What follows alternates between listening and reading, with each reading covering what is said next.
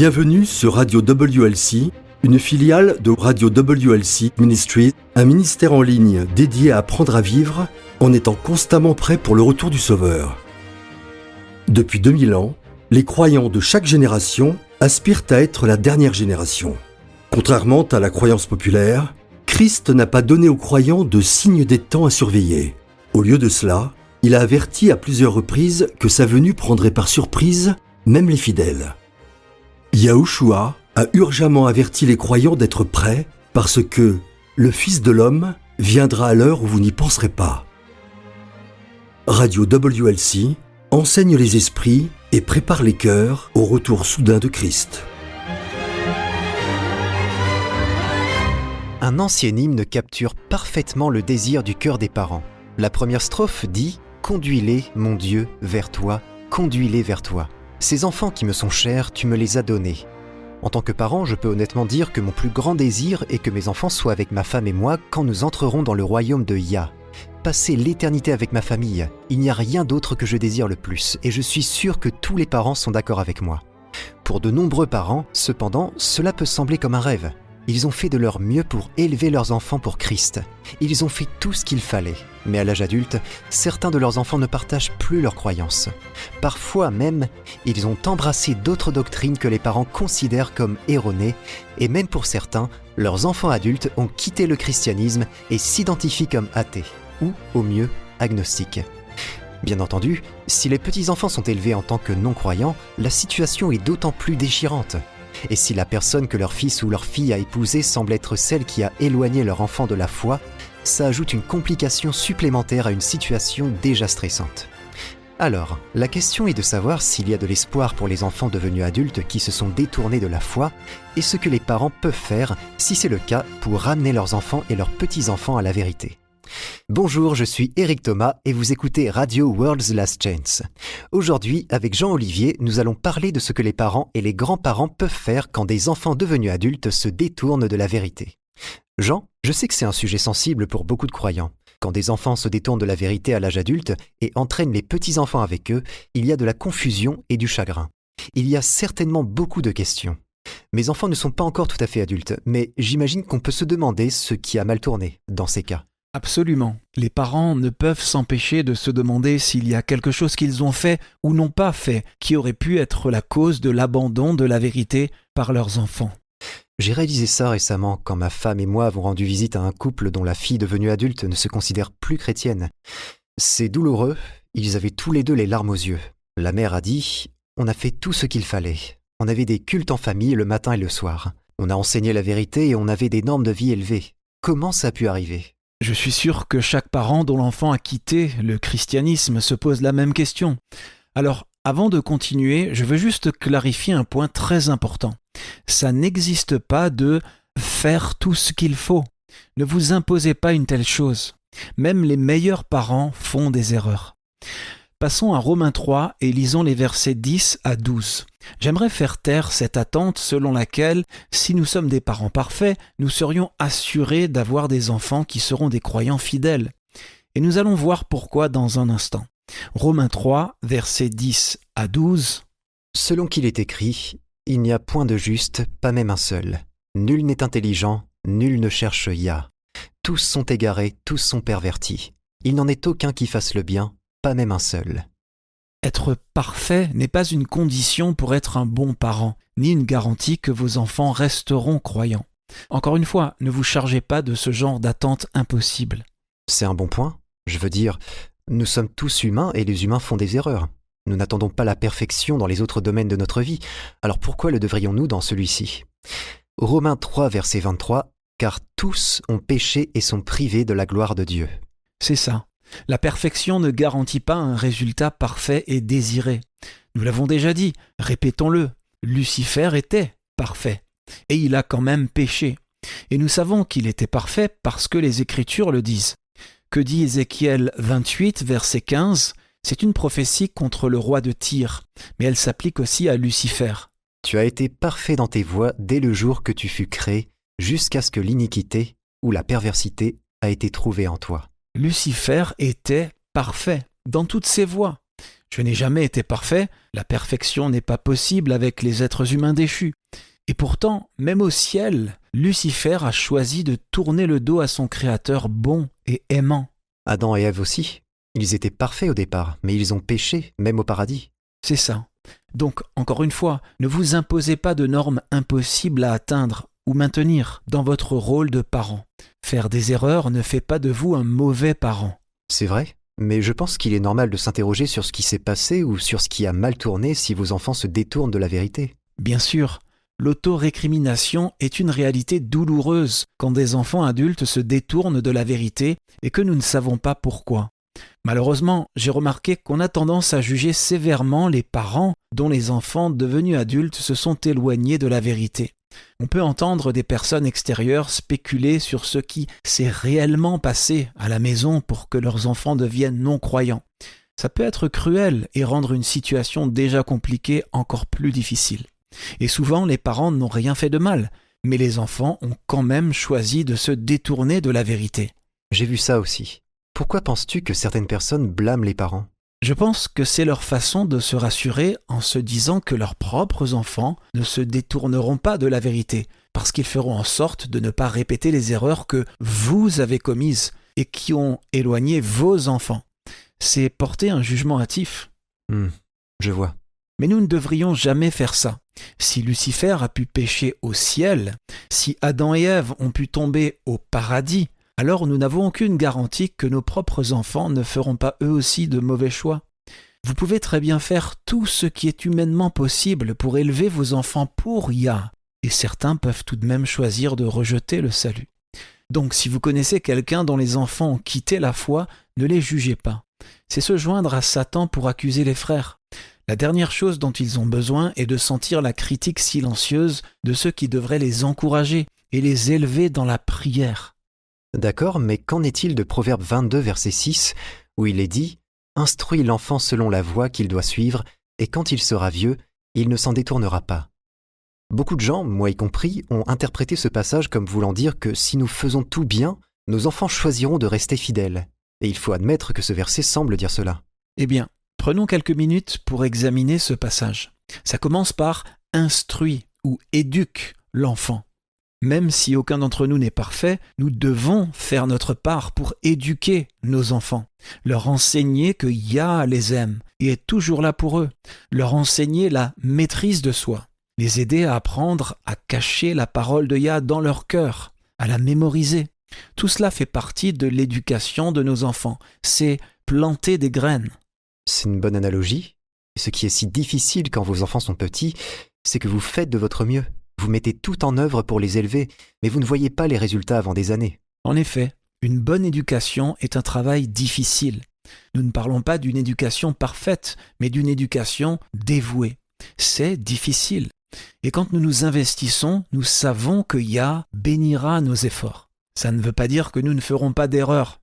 Passons à Luc 2, où nous avons le voyage de Christ à Jérusalem quand il avait 12 ans. Maintenant, s'il y a eu de bons parents, ça doit bien être Marie et Joseph, n'est-ce pas ? Ils ont été spécialement choisis par Yah pour élever le Messie. Mais que s'est-il passé lors de ce voyage à Jérusalem, alors qu'ils étaient en train de rentrer chez eux ? Ils l'ont perdu. Ils ont perdu Yahushua.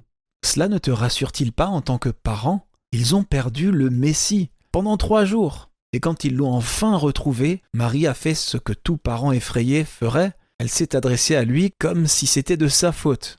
Elle l'a grondé ? Eh bien, lisons-le. Luc 2, verset 48. « Quand ses parents le virent, ils furent saisis d'étonnement, et sa mère lui dit « Mon enfant, pourquoi as-tu agi de la sorte avec nous ? Voici, ton père et moi, nous t'avons cherché avec angoisse. » Ça ressemble à une réprimande pour moi. Il était sous la responsabilité de ses parents et ils ont commis une erreur. Ils ont supposé qu'il avait quitté Jérusalem dans la foule des amis et de la famille qui retournaient à Nazareth. Et cette supposition les a plongés dans l'angoisse pendant qu'ils le cherchaient.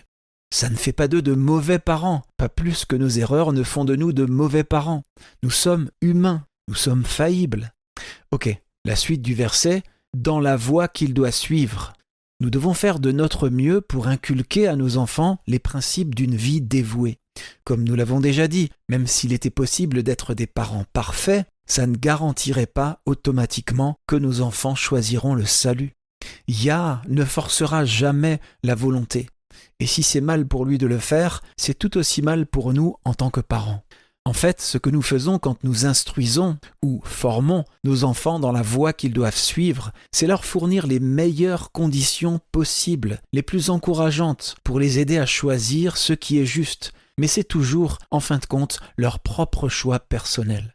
Allons dans Deutéronome chapitre 30. Quand nous instruisons nos enfants dans la voie qu'ils doivent suivre, nous leur offrons un choix. Et c'est aussi ce que Moïse a fait. Deutéronome 30, versets 19 et 20. J'en prends aujourd'hui à témoin contre vous le ciel et la terre. J'ai mis devant toi la vie et la mort, la bénédiction et la malédiction. Choisis la vie afin que tu vives, toi et ta postérité, pour aimer Yahweh, ton Elohim, pour obéir à sa voix et pour t'attacher à lui. Car de cela dépendent ta vie et la prolongation de tes jours. Et c'est ainsi que tu pourras demeurer dans le pays que Yahweh a juré de donner à tes pères, Abraham, Isaac et Jacob. J'ai mis devant toi la vie et la mort, la bénédiction et la malédiction. Les bénédictions et les malédictions désignent les récompenses pour les bons choix, les bonnes décisions et les conséquences des mauvais choix et des mauvaises décisions. C'est exactement ce que nous faisons quand nous enseignons à nos enfants la voie à suivre. Nous leur enseignons des principes, nous leur inculquons de bonnes habitudes de comportement pour qu'une fois adultes, ils soient capables de prendre des décisions en connaissance de cause. Ça ne veut pas dire qu'ils choisiront la vie éternelle. Ils ont toujours le droit garanti par Yah à la liberté de choix. Et c'est ce qui est si difficile à accepter en tant que parents. Nos enfants adultes ont le droit de faire leurs propres choix, même si ce sont des choix avec lesquels nous ne sommes pas d'accord. Une chose que nous avons déjà dite dans nos émissions et qu'il serait bon de répéter ici, c'est que ce n'est pas notre travail de convaincre qui que ce soit de la vérité. En ce qui me concerne, quand j'étais plus jeune, j'avais ce lourd fardeau, pensant que si je trouvais les bons mots à dire, si je pouvais trouver la bonne logique ou les bons arguments, je pourrais convaincre quelqu'un de croire en ce que je crois. Je pensais que je pouvais, moi, les convaincre de la vérité. Je suis aussi tombé dans ce piège. Mais tu as raison, la conviction n'est pas notre travail, c'est le travail de l'Esprit Saint. Lisons rapidement Jean 16, versets 7 et 8. Il est écrit « Cependant je vous dis la vérité. Il vous est avantageux que je m'en aille, car si je ne m'en vais pas, le Consolateur ne viendra pas vers vous, mais si je m'en vais, je vous l'enverrai. Et quand il sera venu, il convaincra le monde en ce qui concerne le péché, la justice et le jugement. » Notre travail en tant que parents est de former et de discipliner. Je ne parle pas de battre un enfant, ce n'est pas de la discipline. Trop souvent, c'est juste le père ou la mère qui perdent leur sang-froid. La discipline n'est pas de la maltraitance, c'est former dans le sens entraîner. Les athlètes sont disciplinés, les soldats sont disciplinés, les musiciens, les danseurs. Les artistes, les gymnastes, les chanteurs, les comédiens. Oui, toute personne qui travaille dur et atteint un certain niveau de maîtrise ou une capacité supérieure doit être très disciplinée. Il faut travailler dur pour devenir un athlète olympique. Il faut de l'entraînement et de la discipline. Trop souvent, nous considérons la discipline comme une punition. Mais c'est manquer le vrai sens du mot. Lisons une définition du mot « discipline ». Ok. La discipline est, je cite, « une formation censée produire un caractère ou un schéma de comportement spécifique, en particulier une formation qui produit une amélioration morale ou mentale. Un comportement contrôlé résultant d'une formation disciplinaire, maîtrise de soi. » Une grande partie de la formation d'un enfant dans la voie qu'il doit suivre consiste à lui enseigner l'autodiscipline. Les récompenses et les punitions sont des outils, mais le but ultime est d'apprendre à l'enfant à s'autoréguler, à exercer la maîtrise de soi et à choisir ce qui est juste pour la seule raison que c'est juste. Tout ça est très bien, mais qu'en est-il de la fin du verset ? Nous faisons tout ça, nous formons nos enfants dans la voie qu'ils doivent suivre. Est-ce que ça signifie littéralement que, lorsqu'ils seront adultes, ils ne s'écarteront pas du bon choix ? Car c'est bien là le problème, n'est-ce pas ? Certains parents font tout cela et pourtant, certains enfants devenus adultes se détournent quand même de la vérité. Alors, comment concilier cela ? Ce que le verset promet, c'est que si nous inculquons les bons principes à nos enfants, alors, quels que soient les choix qu'ils feront plus tard dans la vie, l'esprit de Yah sera toujours là, leur rappelant les leçons de l'enfance. Ils ne pourront pas échapper à cette voix convaincante, douce et tranquille. Elle sera toujours là, leur rappelant les leçons apprises durant l'enfance, leur rappelant les versets mémorisés et les principes que vous leur avez enseignés. Et c'est là une promesse très précieuse en soi. Ce verset n'est pas une garantie que nos enfants seront sauvés. Yah ne forcera jamais la volonté. Mais c'est une garantie que, quels que soient les choix de nos enfants devenus adultes, quels que soient les chemins sur lesquels ils peuvent s'éloigner de Yah, il sera toujours là, les ramenant vers lui. Nous pouvons le voir dans l'histoire du fils prodigue. Tournons-nous vers Luc 15 et lisons les versets 17 à 20. Nous connaissons tous l'histoire du fils prodigue, mais voici le cœur de la parabole. Étant rentré en lui-même, il se dit « Combien de mercenaires chez mon père ont du pain en abondance, et moi, ici, je meurs de faim. Je me lèverai, j'irai vers mon père, et je lui dirai « Mon père, j'ai péché contre le ciel et contre toi. Je ne suis plus digne d'être appelé ton fils. Traite-moi comme l'un de tes mercenaires. » Et il se leva et alla vers son père. Comme il était encore loin, son père le vit et fut ému de compassion. Il courut se jeter à son cou et l'embrassa. Le fils était en grande difficulté, mais il se souvenait encore de ce qu'était la vie à la maison. Il s'est souvenu de combien son père était juste, et ça l'a ramené à la raison. C'est le souvenir de la maison de son enfance, de la vie qu'il y menait, qu'il a décidé à revenir et à se repentir. Et que s'est-il passé quand il l'a fait ? Son père l'a-t-il banni dans la demeure des domestiques ? L'a-t-il sermonné sur le temps, l'argent, les opportunités et les chances gâchées par une vie de prodigalité ? Non, il lui a pardonné. Christ ajoute un détail très important ici. Le verset 20 dit « Comme il était encore loin, son père le vit et fut ému de compassion. Il courut se jeter à son cou et l'embrassa. » Ce point est très important. Ça nous dit que son père n'avait jamais renoncé à lui. Son père guettait son retour. Voilà comment il a pu voir que c'était son fils, même quand il était encore loin. Ne renoncez jamais, chers parents. N'abandonnez jamais. Le temps est un cadeau, un don qui passe rapidement. Et pourtant, plus nous approchons de la fin, plus Satan cherche à détourner notre attention de ce qui compte réellement. Satan cherche toujours à corrompre les dons du ciel, et il n'en est pas autrement pour le don du temps. La technologie, qui peut être utilisée pour répandre l'évangile, devient trop souvent une gigantesque perte de temps. Le diable a divers amusements conçus pour chaque type de personnalité et pour répondre à tous les goûts individuels. Visitez notre site web worldslastchance.com et lisez l'article « Les loisirs et le don du temps ». Une fois encore, lisez les loisirs et le don du temps sur worldslastchance.com. Apprenez comment vous pouvez utiliser sagement le précieux temps que Yahweh vous a donné. Très bien, parlons maintenant de ce que les parents peuvent faire si leurs enfants devenus adultes se sont détournés de la vérité. Que faire alors ?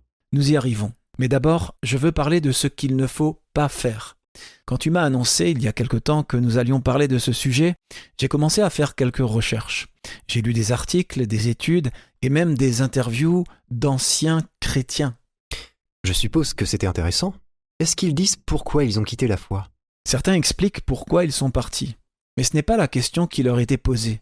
Est-ce parce qu'ils ont été blessés par d'autres chrétiens ? En fait, ce n'est pas la principale raison. C'est une raison importante, mais ce n'est pas la première. Un pasteur américain a réalisé une étude dans laquelle il aurait découvert que la principale raison pour laquelle les chrétiens quitteraient la foi serait, tu es prêt ? La discrimination à l'encontre de la communauté LGBT. Ce qui est intéressant dans cette étude, c'est que si certaines des personnes interrogées étaient elles-mêmes devenues homosexuelles, ce n'est pas le cas de toutes, ni même la plupart. Mais ils ont vu le traitement réservé à ces personnes par certains chrétiens, et ils trouvent cela si peu aimable, voire cruel pour certains, qu'ils ne veulent rien avoir à faire avec un système de croyance qui puisse justifier un tel traitement des autres. Ça c'est une accusation. Nous disons que Yah est amour, et nous parlons de la façon dont Christ a aimé les pécheurs, mais ensuite nous nous érigeons en juges et jurys pour décider de qui mérite notre amour. C'est ça. La deuxième raison la plus fréquente pour eux de quitter l'Église est le comportement des autres croyants. Et la troisième raison est au sujet de l'intégrité intellectuelle. Qu'est-ce que tu veux dire par là ? Si tu dis à un enfant « Jésus t'aime » et que tu leur dis ensuite qu'ils ne sont pas bons, qu'ils brûleront en enfer pour l'éternité, ça crée non seulement de la terreur, mais aussi une sorte de dissonance cognitive. Comment un Dieu d'amour, et 1 Jean 4 verset 8 nous dit clairement que Yah est amour, comment un Dieu d'amour pourrait-il condamner quelqu'un à une éternité de souffrance pour des péchés commis sur la durée d'une seule vie? Ce n'est pas logique. Non, ça ne l'est pas. Ce n'est pas de l'amour et ce n'est certainement pas de la justice. Et les enfants ont un sens très aigu de la justice. Pourquoi pensez-vous qu'ils se plaignent toujours que les choses ne soient pas justes? Donc, on enseigne ça à l'enfant et puis il grandit et décide « Je ne veux rien avoir à faire avec une entité aussi cruelle ». Peut-on le blâmer si c'est ce qu'on lui a appris? Et c'est ce qui se passe dans pratiquement toute la chrétienté. Le 2 décembre 2022, le Guardian, une publication britannique, a fait référence à un recensement qui a révélé que l'Angleterre et le Pays de Galles sont désormais des pays à minorité chrétienne. Je me souviens avoir vu ça. Savoir comment réagir, qu'est-ce que nous devons faire, et tout aussi important, qu'est-ce que nous ne devons pas faire quand des personnes que nous connaissons et aimons se détournent de la vérité, c'est quelque chose que nous devons tous savoir. Parce que ce que je constate, et ce qui est ressorti des études et des interviews que j'ai consultées, c'est que la réaction instinctive de la plupart des chrétiens quand un proche quitte la foi ne fait qu'empirer les choses, en éloignant encore davantage ceux qui ne se considèrent plus comme croyants. Dans certains cas, la façon dont certains chrétiens traitent d'anciens croyants les conforte dans leur choix de partir. Maintenant, si c'est effectivement ce qui se passe, il y a quelque chose qui ne va pas dans la réaction des chrétiens. Waouh, oui, c'est vrai. Alors, quelle est la réponse qui est si mauvaise? Utiliser chaque interaction comme une raison de discuter de religion. Leur envoyer des textos pour leur dire à quel point Yah les aime. Leur dire encore et encore qu'ils prient pour eux. Être incapable d'avoir la moindre rencontre avec eux sans évoquer Yah, la religion ou les croyances spirituelles. Mais, je veux dire, qu'est-ce qu'il y a de mal à cela? Nous voulons les ramener à la vérité. Es-tu en train de dire que nous ne devrions pas témoigner auprès d'eux? Pas du tout. Je dis que nous devons changer comment nous témoignons auprès d'eux. C'est là le point le plus important de l'émission d'aujourd'hui. Si vous ne vous souvenez de rien d'autre, souvenez-vous de ceci. Si vous voulez gagner d'anciens croyants à Yah, vous devez changer la façon dont vous témoignez auprès d'eux. Nous allons entrer dans les détails dans un petit moment sur ce qui fonctionne, mais nous devons passer un peu plus de temps sur ce qui ne fonctionne pas. Parce que ce qui ne fonctionne pas, c'est notre réponse naturelle. C'est la réaction spontanée que nous avons tous tendance à avoir sans même y penser. C'est une réaction inconsciente, mais qui cause des dégâts invisibles. Je voudrais apporter un éclairage sur ce sujet, parce que nous ne gagnerons jamais les gens à Yah en faisant ce qui nous vient naturellement. C'est sérieux? Ça l'est. Quelle est la première chose que tu fais si tu te trouves dans un trou et que tu veux en sortir? J'arrête de creuser? Précisément. Maintenant, nous parlons aujourd'hui des réactions des parents face à des enfants devenus adultes ayant quitté la foi. Mais ça s'applique vraiment à tout croyant, car nous avons tous tendance à avoir les mêmes réactions. La première chose, arrêtez de creuser. Vous voulez gagner vos enfants ou vos amis à Yah? Arrêtez de creuser. Beaucoup de gens qui sont partis ont expérimenté un certain degré d'abus spirituel. Dans ces circonstances, ça peut être un déclencheur négatif pour eux d'entendre « Yah t'aime ». Je veux dire, ils les aiment vraiment, mais ils ne sont pas en position d'entendre ça à ce moment-là. Oui, les abus spirituels sont une réalité. Je ne pense pas que la plupart d'entre nous en tiennent compte, mais ça complique les choses. Évidemment, en tant que croyants, nous voulons que tous nos amis et proches soient sauvés. Je pense qu'une grande partie de notre réaction instinctive quand des êtres chers quittent la foi est une réaction de peur. Nous avons peur pour leur âme. Nous ne voulons pas qu'ils soient perdus. Et donc, chaque interaction se transforme, comme nous le voyons, en une nouvelle occasion de témoigner. Mais la façon dont nous témoignons, généralement, c'est avec nos paroles, en leur disant que Yah les aime, en terminant nos messages par « Yah t'aime et moi aussi », en leur disant que vous priez pour eux, en partageant avec eux la façon dont Yah a répondu aux prières dans l'espoir de leur inspirer la foi. Je ne vois toujours pas ce qu'il y a de mal à ça. Quand tu interagis avec un autre croyant, c'est tout ce dont tu parles?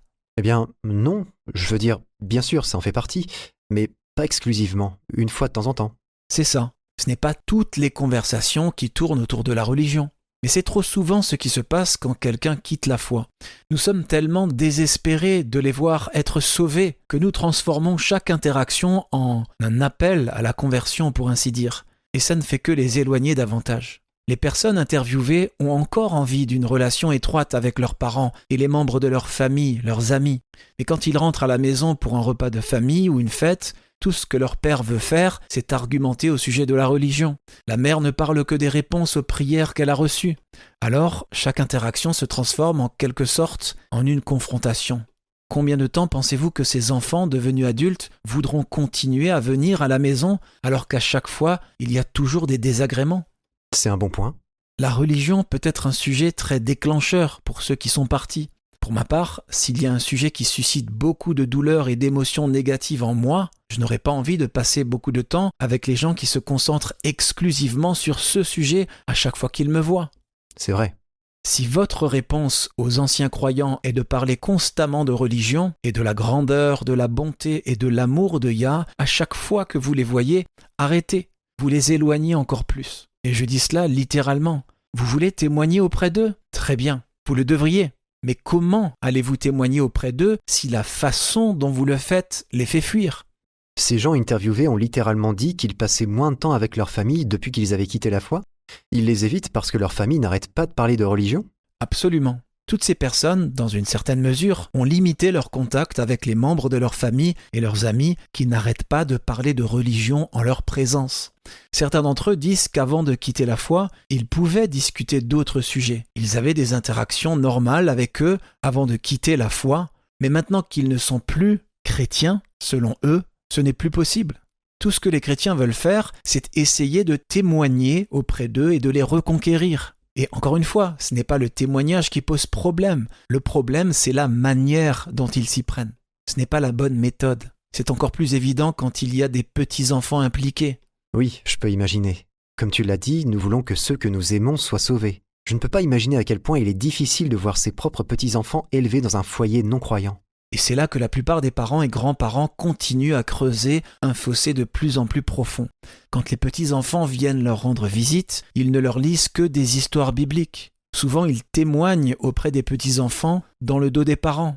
On peut comprendre que l'envie soit là. Vos petits-enfants n'apprennent pas à connaître le Sauveur dans leur propre maison, alors vous saisissez toutes les occasions possibles pour partager la vérité avec eux, n'est-ce pas ? Mais tu dis que c'est creuser un fossé plus profond. Ça peut l'être, oui. Parce que d'abord, c'est manquer de respect aux limites que les parents ont fixées. Et le plus souvent, ça finit même par se retourner contre eux. Un certain nombre d'anciens croyants racontent que ça leur est arrivé. À chaque fois que leurs parents gardent leurs petits-enfants, ils leur racontent uniquement des histoires bibliques et leur parlent uniquement de Jésus et de Dieu. Et les anciens croyants voient cela naturellement comme une violation de leurs limites. Alors qu'est-ce qu'ils font ? Je sais que certaines personnes n'y voient pas d'inconvénient. Ils n'ont rien contre le fait d'exposer leurs enfants à toutes sortes de croyances et de les laisser décider par eux-mêmes. D'après ce que j'ai vu, ça n'arrive que dans un petit nombre de cas. Le reste du temps, l'une parmi ces deux choses se produisent. Soit ça donne aux parents l'occasion de dénigrer les croyances des grands-parents, soit ils limitent les contacts entre les grands-parents et les petits-enfants. Sérieux ? Oui. Et en tant que grands-parents croyants, vous ne voulez pas que l'une ou l'autre de ces choses se produisent. Pourquoi voudriez-vous donner à votre enfant adulte, non-croyant, l'occasion de dire à votre influençable petit enfant « Oh, ce ne sont que des contes de fées stupides auxquels mamie et papy croient ». Et c'est la version la plus modérée qu'on peut avoir dans ce genre de situation. Mais il y a certains parents qui sont tellement contrariés par ce qu'ils considèrent comme des tentatives malhonnêtes de laver le cerveau de leurs enfants, selon eux, qu'ils iront jusqu'à couper les ponts entre grands-parents et petits-enfants. Ça arrive, et c'est vraiment triste. Eh bien, si on prend un peu de recul, je suppose qu'on peut comprendre pourquoi les parents trouvent cela si dérangeant. Je veux dire, supposons que quelqu'un, ayant un système de croyance qui vous répulse, essaie de convertir votre enfant dans votre dos, vous seriez contrarié. C'est ça, parce que c'est un manque de respect pour les limites que les parents ont fixées. Je sais que nous avons utilisé souvent le mot « limite ». C'est un peu délicat parce que nous diffusons dans le monde entier et que ce qui est considéré comme une ingérence acceptable dans certaines cultures orientales, par exemple, serait considéré comme une violation flagrante des limites saines dans d'autres cultures occidentales. Il y a donc une zone grise ici, en quelque sorte. Mais en fin de compte, c'est une question de respect. Les parents et grands-parents chrétiens veulent tellement que leurs enfants et petits-enfants soient sauvés qu'ils utilisent trop souvent des techniques qui pourraient sembler sournoises d'un point de vue extérieur pour essayer de gagner secrètement les petits-enfants à Christ. Mais les parents non-croyants considèrent cela le plus souvent comme un manque de respect pour leurs droits et prérogatives en tant que parents. Même si je déteste le dire, je peux comprendre leur point de vue. Agir dans le dos des parents, ça ne semble pas correct. Et c'est pourquoi, le plus souvent, le résultat est que les enfants adultes non-croyants s'éloignent de leurs parents. Qu'est-ce que cette méthode de témoignage a apporté aux grands-parents croyants ? Rien. Ça ferme toute autre voie de témoignage. Car comment témoigner si les enfants adultes se retirent ? S'il n'y a que peu ou pas de contact, comment pouvez-vous espérer avoir la moindre chance de les atteindre pour Christ ? C'est pourquoi, à WLC, nous disons que ça doit cesser. Ça ne marche pas, les amis. Si vous vous retrouvez dans ce trou, la première chose à faire est d'arrêter de creuser. Arrêtez, tout simplement. Il y a d'autres moyens de les gagner à Christ, mais agir dans leur dos semble irrespectueux et ne fera que vous coûter au fil du temps. Au minimum, vous aurez donné à vos enfants devenus adultes l'occasion de se moquer de vos croyances auprès de vos petits-enfants. Et ce n'est pas ce que vous voulez. Ça me rappelle une conversation que j'ai eue il y a des années, quand notre premier enfant était encore bébé. Ma femme et moi étions amis avec un pasteur à la retraite et sa femme. Ils avaient 2 fils devenus adultes qui avaient eux-mêmes des enfants en bas âge. Alors ce qui est intéressant dans ce cas, c'est qu'aucun des 2 fils n'était resté croyant. L'un d'eux était devenu un athée déclaré et l'autre était agnostique. Quoi qu'il en soit, le couple avait récemment eu l'occasion de garder leur petit-fils de 5 ans pour un week-end pendant que les parents étaient absents. Et quelques jours plus tard, la femme du pasteur a reçu un appel de leur fils qui était furieux. Pourquoi ? Qu'est-ce qui s'est passé ? Eh bien apparemment, il était rentré du travail et s'était ouvert une bouteille de bière. Le couple de pasteurs ne buvait pas et avait enseigné à ses fils de ne pas boire non plus, mais, n'étant plus croyants, les fils buvaient de temps en temps. Eh bien, après avoir passé le week-end avec les grands-parents, le jeune fils a dit à son père que c'est pas bien de boire. Je suis sûr que ça s'est très bien passé. Comme on peut s'y attendre, son petit garçon n'avait jamais fait de remarques à ce sujet avant. Mais maintenant, après avoir passé le week-end avec les grands-parents, il dit à son papa que ça rend Jésus triste qu'il prenne une bière. Notre amie était d'une innocence blessée quand elle nous a raconté ça en disant « Tout ce que j'ai fait, c'est de lui raconter l'histoire de Daniel et de ses 3 amis. » Le passage où Daniel a décidé en son cœur de ne pas se souiller avec la nourriture et le vin du roi et a demandé à la place des légumes à manger et de l'eau à boire ? Oui, c'est ça. Eh bien, on peut comprendre pourquoi son fils a pris cela personnellement. Parmi les centaines d'histoires bibliques qu'elle aurait pu raconter, elle en a choisi une qui renforçait sa désapprobation à l'égard de ses choix. Alors qu'est-ce qui s'est passé ? Eh bien, ils n'ont pas coupé tout contact, mais aux dernières nouvelles, ils n'ont jamais plus laissé leur fils seul avec mamie et papy. Sa méthode de témoignage leur a fait perdre ce privilège. Alors voici la question. Si vous êtes un parent dont les enfants devenus adultes se sont retirés de votre vie, s'ils ont coupé le contact entre vous et vos petits-enfants, y a-t-il quelque chose à faire ? Oui, s'excuser. Pas de justification, pas de faux fuyant. S'excuser directement. Vous pourriez dire quelque chose comme « J'ai réfléchi à ce que tu as dit ». Parce qu'il y a toujours une tentative de la part de l'enfant devenu adulte pour faire reculer les parents avant de rompre tout contact. J'ai réfléchi à ce que tu as dit et je tiens à m'excuser. Je t'aime et je respecte ton droit à faire tes propres choix et à prendre tes propres décisions. J'ai eu tort de continuer à te parler, à toi et aux petits-enfants, de ça alors que tu m'avais dit d'arrêter et je suis désolé. S'il te plaît, pardonne-moi. Si tu me donnes une autre chance, je te promets que ça ne se reproduira plus. Et ensuite, tenez votre promesse. Si vous ne pouvez pas tenir votre promesse, si vous ne pouvez pas vous empêcher de parler et de témoigner de toute façon, alors ne vous excusez pas, ne dites rien. Mais ne promettez pas d'arrêter sans tenir votre promesse. Vous faites plus de mal à la cause de Yah en promettant puis en manquant à votre parole qu'en restant silencieux et en priant pour eux à distance. Waouh, d'accord. Nous allons faire une courte pause et à notre retour, nous allons parler de la façon dont nous pouvons témoigner. Je sais que tu ne dis pas qu'il ne faut pas témoigner du tout. Tu soulignes simplement ce qui ne fonctionne pas. C'est ça. Alors après la pause, parlons des moyens qui fonctionnent. Restez à l'écoute.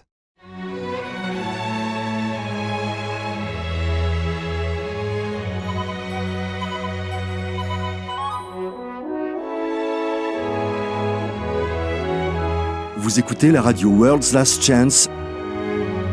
Radio World's Last Chance enseigne les esprits et prépare les cœurs au retour soudain de Christ. Saviez-vous que vos paroles de louange sont précieuses pour le Père ? Malachie 3, verset 16 nous dit « Alors ceux qui craignent Yahweh se parlèrent l'un à l'autre. Yahweh fut attentif et il écouta, et un livre de souvenirs fut écrit devant lui pour ceux qui craignent Yahweh et qui méditent sur son nom. Vos paroles de gratitude et de louange sont si précieuses que le Père les enregistre dans un livre. Alors exprimez votre amour et votre gratitude, souvent, et voyez votre foi grandir. Alors, quel est le point de départ ? Nous avons parlé de la façon dont il ne faut pas essayer de gagner les enfants et les petits-enfants à Christ. Et, comme nous l'avons vu, je peux voir pourquoi ça peut les repousser. C'est utile de le voir parce que je pense que, pour chacun de nous, si nous voyons quelqu'un que nous aimons faire des choix qui risquent de le perdre, bien sûr nous allons vouloir parler. Mais oui, je peux voir comment cette méthode de témoignage peut les repousser. Surtout s'ils ont l'impression que vous vous faufilez derrière leur dos pour témoigner auprès des petits-enfants. Alors, quelles sont les autres options qui s'offrent à nous ? Tu as dit que nous devrions toujours témoigner, mais pas de cette manière. Comment pouvons-nous le faire autrement ? Je ne pense pas que ma réponse sera très populaire auprès de tout le monde, mais la voici. Si vos enfants se sont détournés de la vérité et ont clairement fait savoir qu'ils ne voulaient pas parler de religion, si le fait d'essayer de témoigner auprès des petits-enfants s'est retourné contre vous et que vous n'avez plus qu'un contact limité avec eux, la seule façon de témoigner est de vivre votre témoignage. Vous ne parlez pas de la vérité, vous la vivez. C'est beaucoup plus difficile. Oh, ça l'est. C'est effectivement beaucoup plus difficile. Mais c'est aussi le témoignage le plus puissant qui soit. Le témoignage d'une vie transformée est un témoignage qui ne peut être réduit au silence. Vos enfants ne veulent pas que vous racontiez des histoires bibliques à vos petits-enfants ? Très bien. Ils finiront, quoi qu'il en soit, par entendre parler du christianisme, tôt ou tard. Vous vous assurez donc que votre façon de vivre est le témoignage le plus fort que vous puissiez donner. Ça signifie que lorsque papy se frappe accidentellement le pouce avec un marteau, il ne jure pas, comme papa peut le faire. Il reste calme et ne perd pas son sang-froid. Ça signifie que quand quelque chose se produit, comme un verre de jus de fruits qui se renverse sur le beau plancher propre de mamie, ou quoi que ce soit d'autre, elle ne se met pas en colère. Elle aide simplement l'enfant à nettoyer. Ça signifie aussi, et c'est là que ça devient vraiment difficile, que mamie et papy traitent toujours leurs enfants non-croyants avec la même bonté, le même amour et la même compassion qu'auparavant. Ils ne les fuient pas. Il ne les repousse pas en les jugeant et en les critiquant. Votre témoignage est le même témoignage puissant que celui de Christ, qui consiste à montrer par votre façon de parler et d'agir la façon dont Yah parlerait et agirait s'il était un être humain. Vous montrez la même bonté, le même amour et la même compassion, la même volonté d'accepter les pécheurs que vous voulez qu'ils croient que le Père montre. Voilà un témoignage que rien ne peut faire taire. Passons à Luc 15. Commençons la lecture au verset 1. Tous les publicains et les gens de mauvaise vie s'approchaient de Yahushua pour l'entendre. Et les pharisiens et les scribes murmuraient, disant « Cet homme accueille des gens de mauvaise vie et mange avec eux. » Mais il leur dit cette parabole. Il se passe beaucoup de choses ici dont nous devons tirer des leçons. Premièrement, les pécheurs s'approchaient de Christ. Ils ne les rejetaient pas, ils les accueillaient. Deuxièmement, ils s'approchaient de Christ pour l'écouter. Il est certain que ce qu'il leur enseignait était l'évangile du royaume de Yah. Il ne leur disait pas à quel point ils étaient d'horribles pécheurs et qu'il les aimait mais qu'il détestait leurs péchés.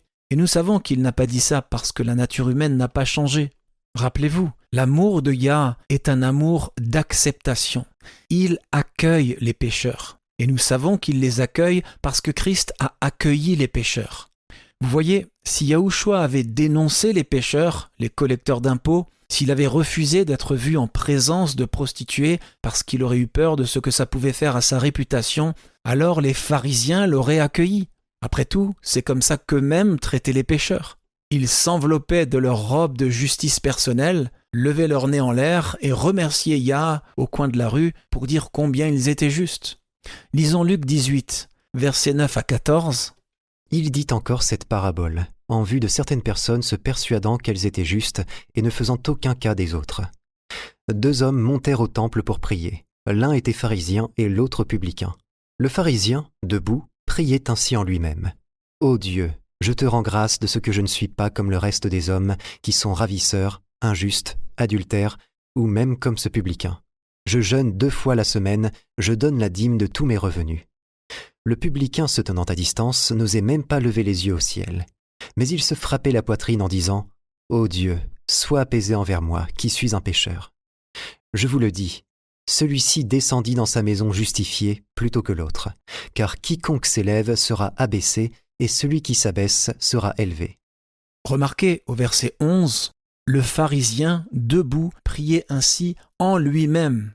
Il ne priait pas Yah, il se félicitait lui-même de ne pas être comme le publicain. Et pourtant, il n'était pas justifié. Le pécheur l'était.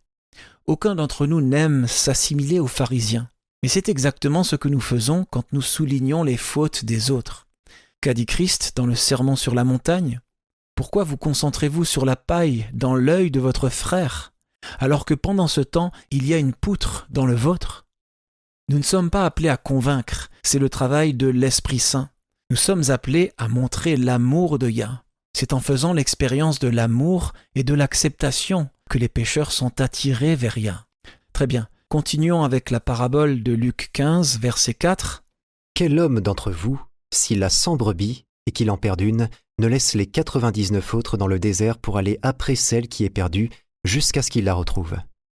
Lorsqu'il l'a retrouvée, il la met avec joie sur ses épaules et, de retour à la maison, il appelle ses amis et ses voisins et leur dit « Réjouissez-vous avec moi, car j'ai retrouvé ma brebis qui était perdue. » De même, je vous le dis, il y aura plus de joie dans le ciel pour un seul pécheur qui se repent que pour 99 justes qui n'ont pas besoin de repentance.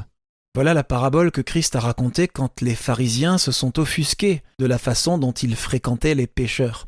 Je voudrais insister sur ce point. Christ fréquentait, avait des relations sociales avec les pécheurs. Il ne refusait pas de dîner chez eux parce que leur mauvaise réputation risquait de déteindre sur lui. Il était bon, il était heureux de les voir, il était un bon invité et eux, ne se sentant pas condamnés en sa présence, accueillaient le Sauveur chez eux. Cette parabole va plus loin. Est-ce que le berger attend que la brebis perdue revienne en errant ? Non. Non, il va chercher celle qui est perdue. Il la cherche.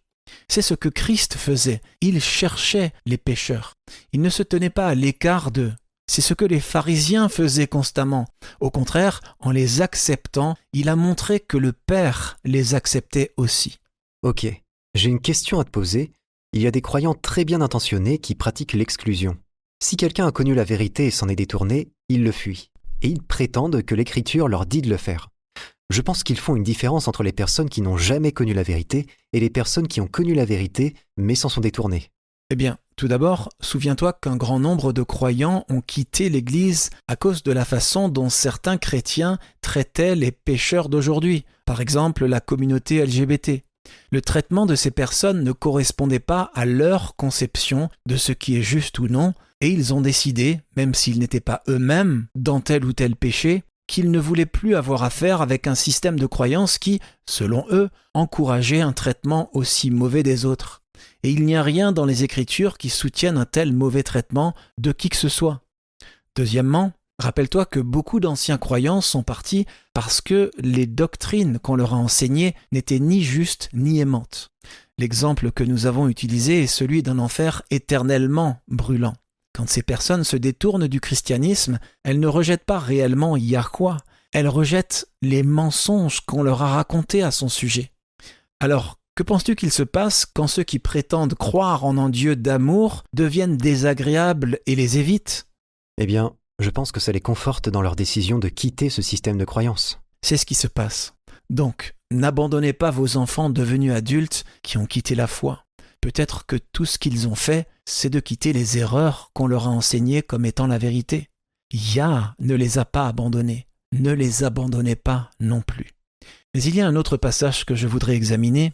Passons à Matthieu 18. Ici, la situation est un peu différente. Christ explique comment traiter quelqu'un qui a péché contre vous et les mesures à prendre pour essayer de le reconquérir. Mais les principes restent les mêmes. Lisons le verset 17. Le passage concernant la manière dont nous devons traiter quelqu'un qui nous a fait du tort.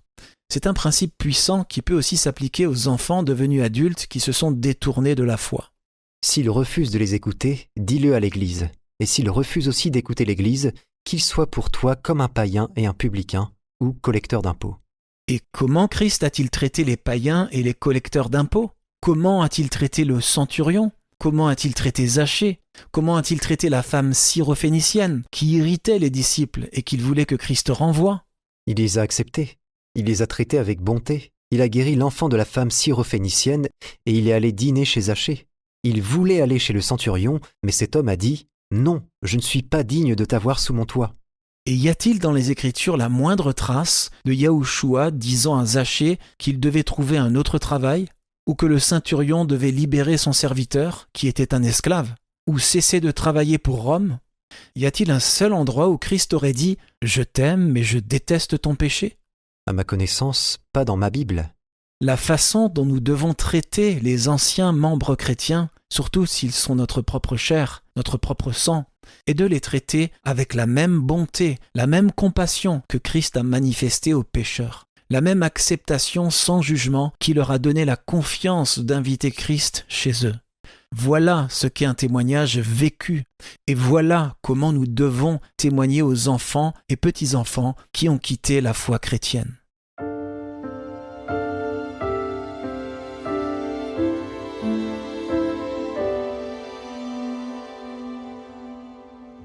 Vous écoutez Élise Blanc pour votre promesse quotidienne de la parole de Yah.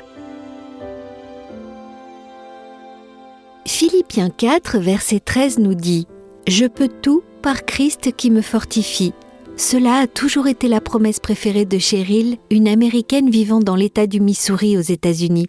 Dans la soirée du 22 mai 2011, une tornade dévastatrice a frappé sa ville. La tornade a été classée EF5, la plus haute catégorie dans l'échelle de classement de la force des tornades, et atteignait une largeur de près d'1,5 km.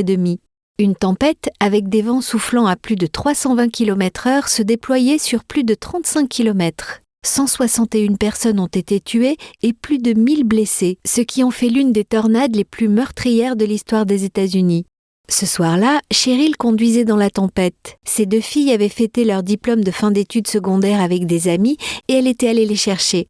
Cheryl pensait qu'elle serait en sécurité parce qu'elle croyait s'éloigner de la tempête, mais sa boussole ne fonctionnait pas correctement. Sans le savoir, Cheryl et ses 2 adolescentes roulaient droit vers la tempête. À 800 mètres de la maison, la pluie tombait en un déluge torrentiel. La pluie était si forte que Cheryl avait l'impression de conduire sa voiture dans une station de lavage automatique. Même avec les essuie-glaces en position rapide, il était impossible de voir. Cheryl a senti que Yahweh lui disait de se garer, ce qu'elle a fait. Elle s'est rendue compte que, loin d'échapper à la tempête, elles étaient en plein milieu de celle-ci. Les vents étaient si forts qu'ils ont fait exploser les vitres de la camionnette de Cheryl. Elle a plaqué ses filles au sol et s'est mise à prier. Une force inexplicable les a maintenues tête baissée, leur épargnant un nombre incalculable d'éclats de verre et de métaux dont on a découvert plus tard qu'ils avaient transpercé la camionnette. En un instant, il y a eu une paix et un calme soudain. Cheryl a alors réalisé avec horreur qu'il se trouvait dans l'œil de la tornade géante et que celui-ci allait bientôt passer. Dans la terreur de cette prise de conscience, Cheryl a senti Yahweh lui dire « Tes filles seront en sécurité ». Un moment plus tard, l'œil de la tempête passé, elles étaient à nouveau instantanément dans un tourbillon chaotique. Les vents ont commencé à soulever la camionnette, la fouettant dans tous les sens avant de la jeter sur le toit d'un bâtiment qui avait été arraché. Le danger n'était pas écarté. La camionnette s'étant écrasée, Cheryl et ses filles étaient couvertes de débris et des lignes électriques entouraient le véhicule. C'est alors que Cheryl a vu un homme s'approcher. Curieusement, il n'avait aucun débris sur lui. Dès qu'elle l'a vu, elle a ressenti un profond sentiment de paix. Il leur a dit qu'il allait les aider à sortir du véhicule. « N'ayez pas peur », leur a-t-il dit. Il a aidé les femmes à sortir du véhicule en toute sécurité, puis aussi rapidement qu'il était apparu, il a disparu, laissant Cheryl et les filles se demander si elles n'avaient pas vu un ange. Quand elle se remémore cette expérience, Cheryl se sent confiante que quoi qu'elle traverse, Yahweh sera toujours avec elle. Le psaume 18, verset 31 nous dit « Les voies d'Élohim sont parfaites. La parole de Yahweh est éprouvée par le feu. Il est un bouclier pour tout ce qui se confie en lui. » Nous avons reçu de grandes et précieuses promesses. Réclamez-les dès maintenant.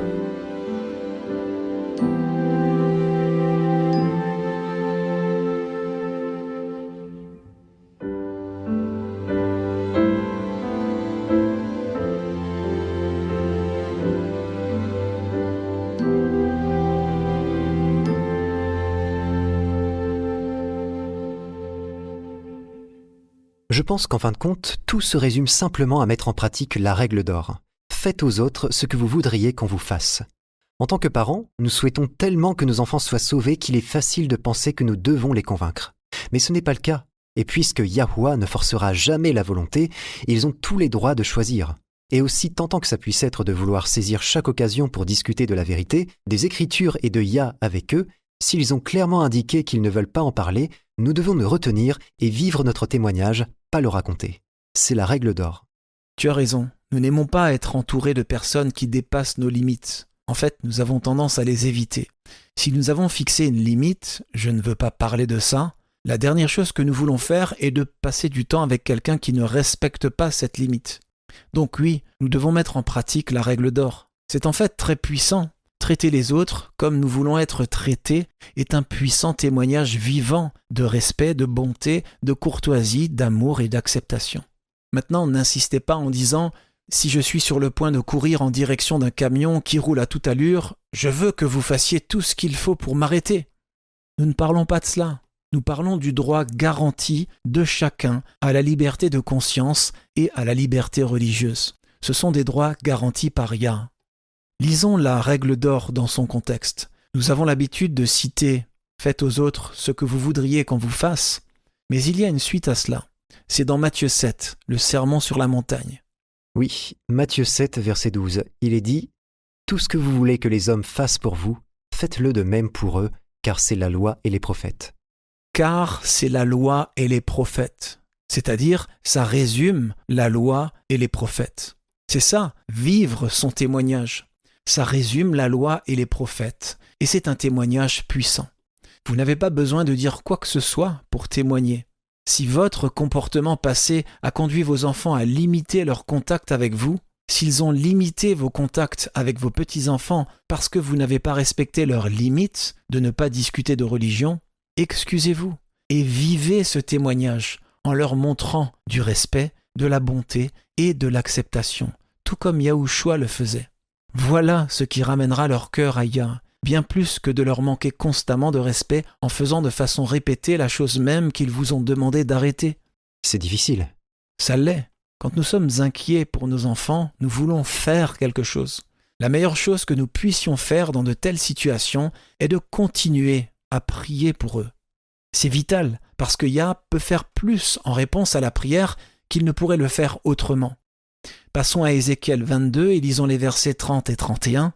« Je cherche parmi eux un homme qui élève un mur, qui se tienne à la brèche devant moi en faveur du pays, afin que je ne le détruise pas, mais je n'en trouve point. Je répandrai sur eux ma fureur, je les consumerai par le feu de ma colère, je ferai retomber leurs œuvres sur leur tête, dit Adonai Yahuwah. » Est-ce que vous réalisez l'importance de ce passage ? Yah dit qu'il a cherché quelqu'un en Israël qui se tiendrait à la brèche et prierait pour Israël. Mais il n'a trouvé personne pour le faire.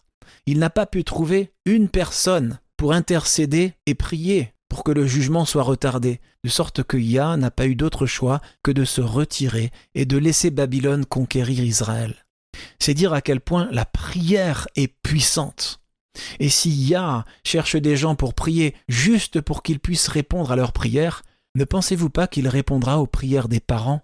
Absolument.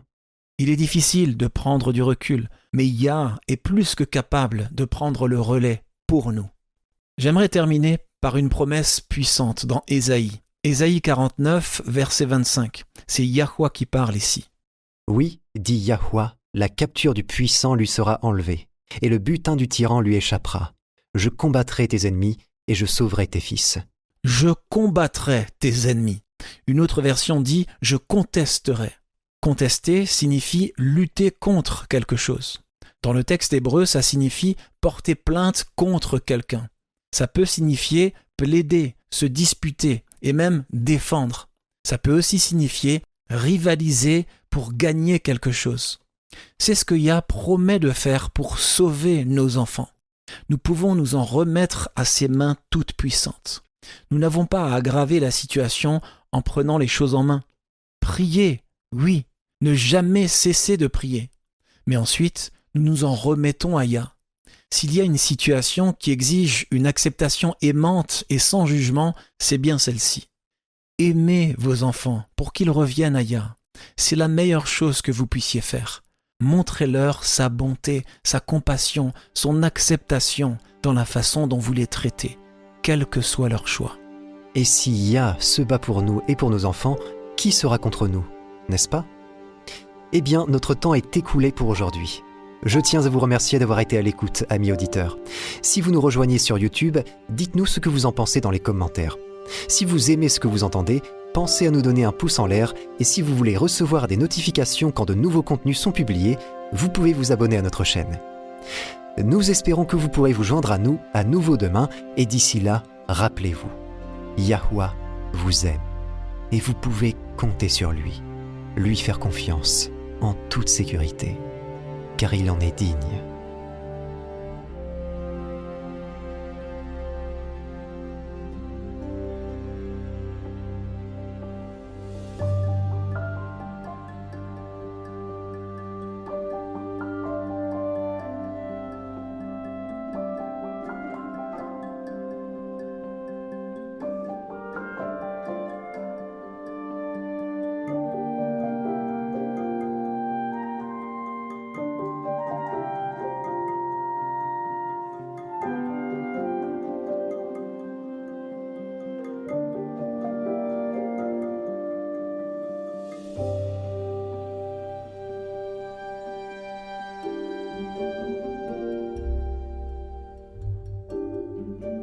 Vous étiez à l'écoute de Radio WLC.